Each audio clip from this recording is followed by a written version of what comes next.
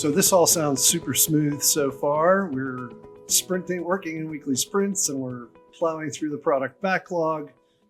What happens when we get 2 or 3 or 4 sprints in and all of a sudden there's a new piece of information that impacts the release plan? What happens then? I mean, I think, first of all, I would say we expect that to happen.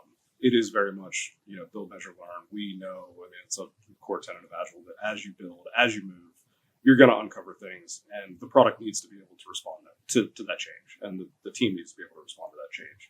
So it's not an uncommon thing. It does happen. That's where the product owner comes into play with the rest of the team. They're going to figure out what is the priority of that. Sometimes things happen and come up, and it's like, yeah, that's great, but we can worry about that in the next version of the product. It's not a thing that we need to deal with now. Other times it could be a more substantial change, and we have to deal with it and address it. That it really becomes a matter of planning, working through with the customer to say, okay, given that change, where are we going to fit that in?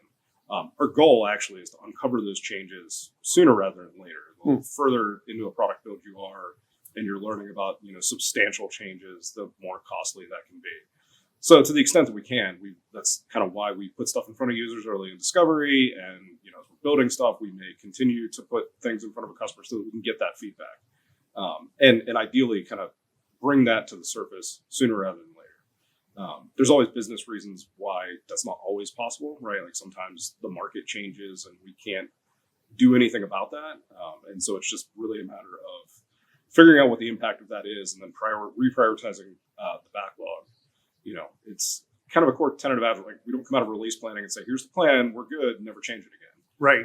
We have to be paying attention to, what we're learning along the way, and adjusting the backlog and adjusting the plan to make sure that we're, not just following the plan off a cliff. We're really trying to end with a successful product in the market. And we have to adapt because the world is going to change. If it takes us 2, 3, 4 months in product build, stuff is going to change, and we want to be reacting to all of that. I do remember the example that keeps coming to mind while you're saying that is the client that we worked with on the large order management system, and midway through the build, a competitor released a new product, and we had to make a decision together.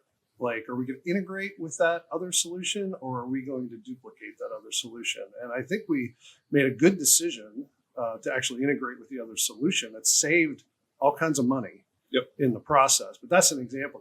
That's a dramatic example, because this whole feature set we were planning is actually just been delivered by somebody else. I mean, those things happen. When you say we made a good decision, I think the important part about that is that was a decision that we made, with our client at that time. Right. We're working together trying to help them understand the pros and the cons of each potential answer to that situation, and where the risks and the upside, the business, upside to each potential, response, where those are, and, making a good, sound business product decision together, and really making sure that there's no surprises, right? So when something like that happens, we want to make sure that we're communicating that really well at the time, and making sure that our client understands what the implications are.